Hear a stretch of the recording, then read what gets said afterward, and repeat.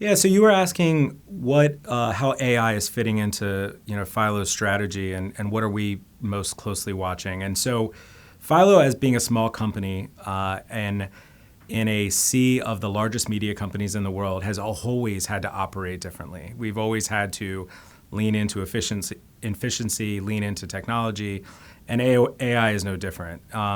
So that AI kind of infiltrates everything that we do, from how we develop software to how we acquire subscribers to how we monetize subscribers with advertising.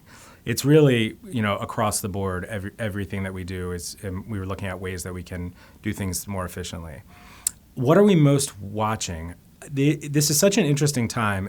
Right now, I think as leading a streaming TV company, while there's been a lot of change in recommendation engines and personalization and what is that next thing that Mike wants to watch, that's been kind of an interesting thing. Also, with natural language search, can I watch that scene where Tom Cruise drops into a bank on Mission Impossible?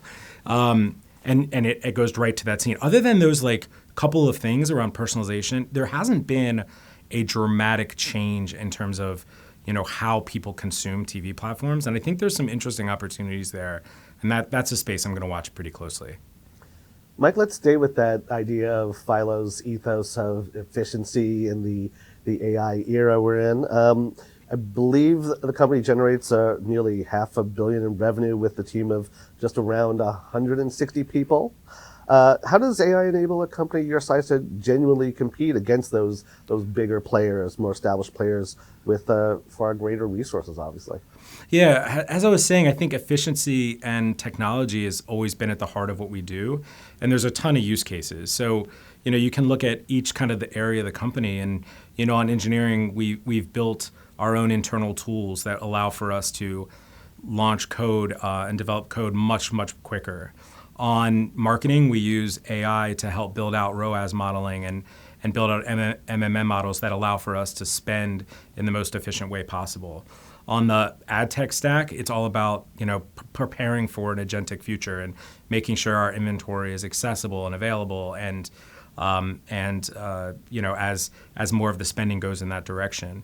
On support, we've developed tools that allow for us to be able to do wide listening, both from support to social, et cetera, that allow for us to really understand what's going on with our subscribers and also just operate our whole support infrastructure much, much more efficiently. It's not like we've moved to AI support bots or anything like that, but we've just leveraged the technology for our own team to be able to just operate the company more efficiently, because that is that when I think of the special sauce of Philo, I think 150, 160 people, $500 million in revenue. That's you do that based on efficiency and how you run the team.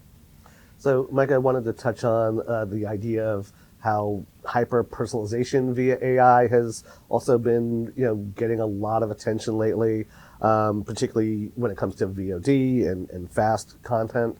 But I also want to touch on the idea that live linear TV is still around. Obviously, we're largely thinking about sports in that case, but it's resilient.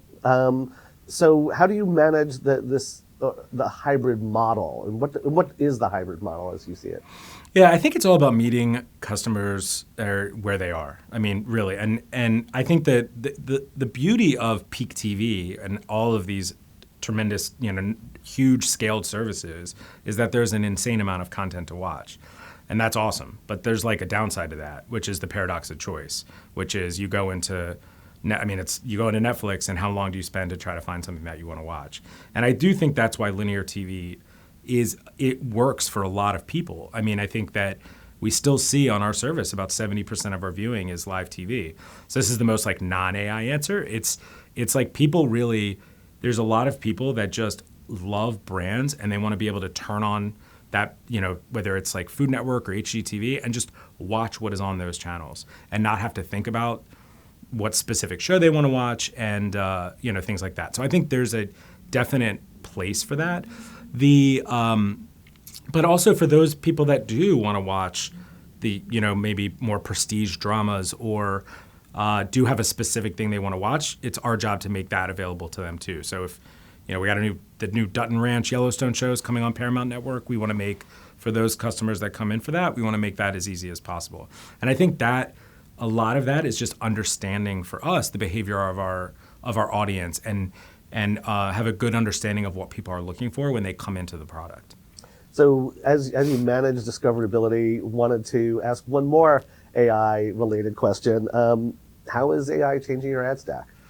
Yeah, AI is going to certainly be transformative in the way that ads are, are served and placed. And so for us, it all starts with the subscriber and what are we, understanding our subscriber, in a privacy compliance way.